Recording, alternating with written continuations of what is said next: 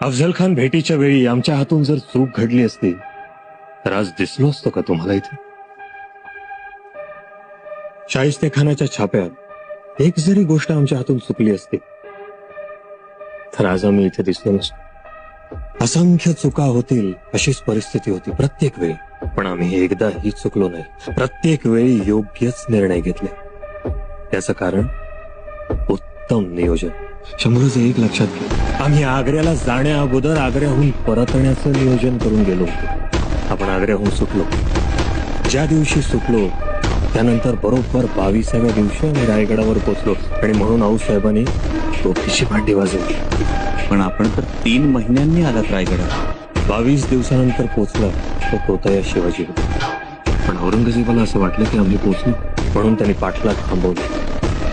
तुमचा पुढचा मार्ग सुकर झाला.